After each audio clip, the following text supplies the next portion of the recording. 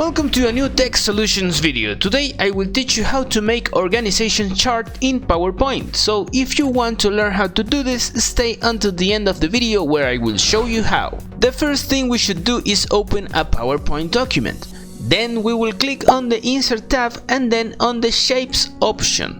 We will choose the Text Box option. Next we will click and drag to create a text box. Once we have it, we will start typing the organizational structure, starting with the main position and then adding the other positions below it.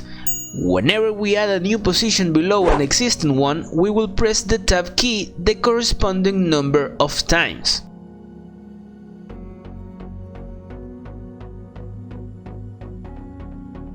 Now we will highlight all the text and right click and then click on Convert to Smart Art.